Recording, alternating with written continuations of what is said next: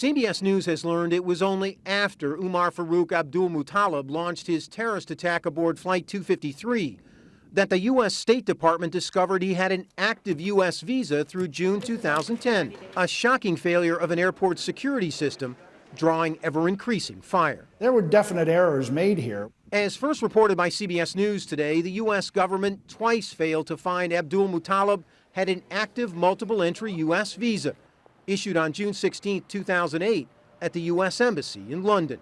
According to a law enforcement source, the first failure came on November 19, 2009, the same day Abdulmutallab's father warned officials at the U.S. Embassy in Nigeria about his son. Then again on November 20th in Washington, after Dr. Mutallab's concerns were forwarded there, officials failed for a second time to figure out the 23-year-old Nigerian national held an active U.S. visa. When you have a father reporting information about his son, that he believes his son may be leaning towards extremist views, he doesn't know where his son is, that's enough for me to be able to say, we need to find out what this individual is doing, where he's at, who he's involved with, as soon as possible. The visa breakdown is one of a raft of potential red flags that were somehow missed, such as Abdulmutallab paid nearly $3,000 in cash for his plane ticket and checked no bags, carrying aboard only a small bag for a scheduled 2-week trip.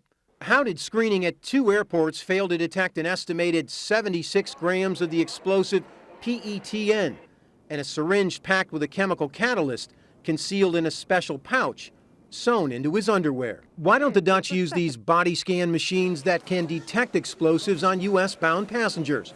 Amsterdam Airport has 17 of them. The Dutch say the U.S. won't allow it. U.S. officials say that's just not true.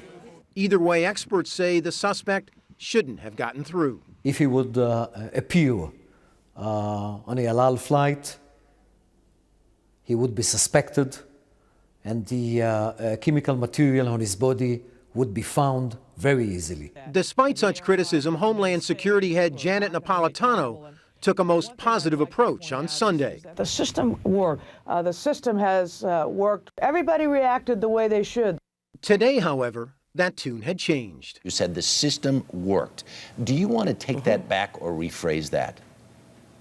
Well, I think taking that phrase out of context doesn't make much sense. And obviously, we are now going back and looking at what were the events that led up to that individual getting on this plane.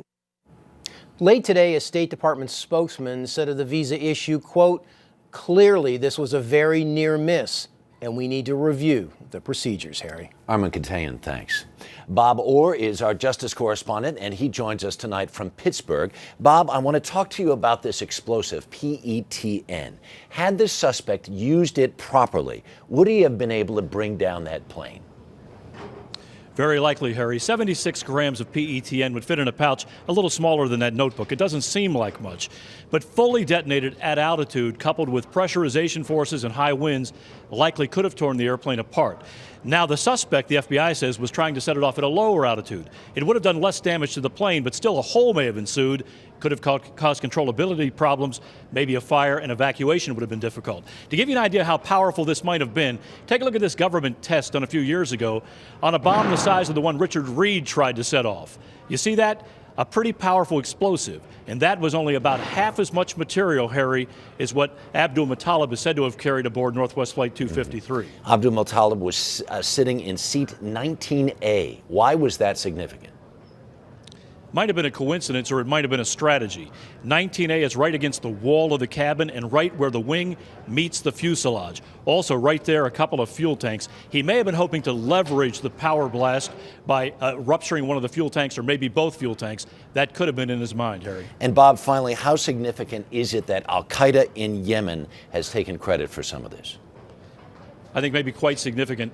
In the past, these so-called franchisees, al-Qaeda in the Arabian Peninsula, also al-Qaeda in the Maghreb and Africa, have focused on regional issues, nationalistic issues. This may be the first attempt to attack the far enemy, that being the U.S., Harry. Bob Orr with us tonight. Thank you.